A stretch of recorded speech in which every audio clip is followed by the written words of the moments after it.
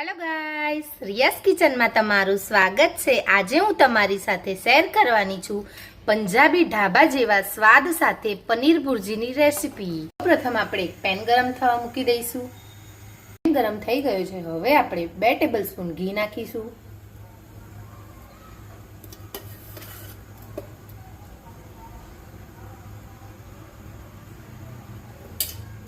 એક tablespoon butter add કરીશું।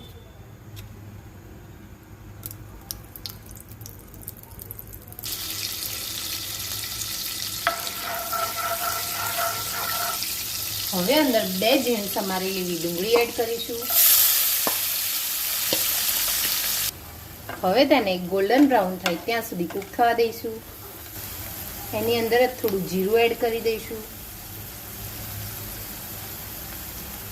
તમે જોઈ શકો તેમ ડુંગળી કૂક થઈ ગઈ છે। હવે આપણે અંદર ટામેટા એડ કરીશું।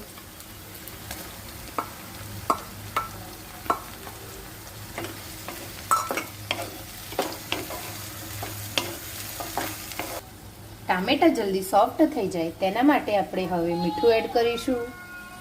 બધું જ બરોબર મિક્સ કરીને 5 મિનિટ માટે કૂક થવા દઈશું।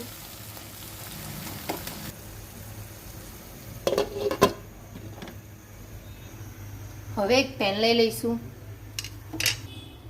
તેમાં 1 ટેબલસ્પૂન ચણાનો લોટ લઈશું। હવે તેને રોસ્ટ કરી લઈશું।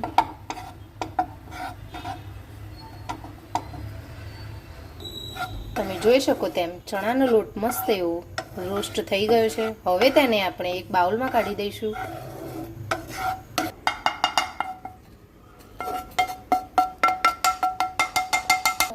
હવે આપણે અંદર 1 ટેબલસ્પૂન હળદર ઉમેરીશું, 1 ટેબલસ્પૂન મરચું, 1 ટેબલસ્પૂન ધાણા જીરું પાવડર, 1 ટેબલસ્પૂન સંચળ, 1 ટેબલસ્પૂન ગરમ મસાલો,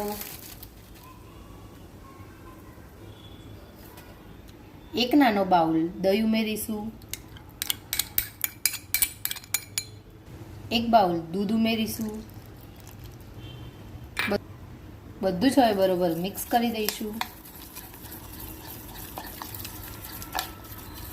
બધું જ બરોબર મિક્સ થઈ ગયું છે।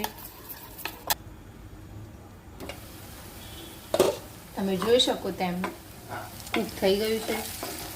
હવે આપણે અંદર 1 લીલું મરચું એડ કરીશું।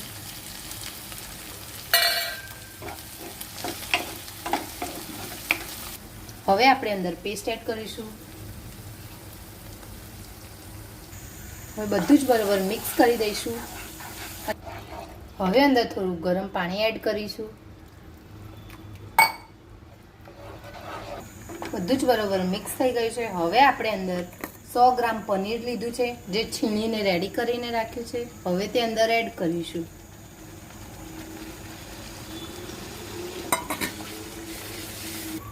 હવે તેને આપણે ઢાંકીને 5 મિનિટ કૂક થવા દઈશું। તો બધું જ બટર અને ઘી ઉપર આવી ગયું છે। હવે આપણે ઉપરથી લીલા ધાણા એડ કરીશું।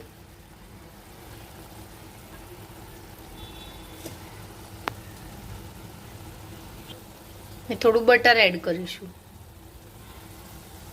તો રેડી છે ટેસ્ટી એવું પનીર ભુરજી।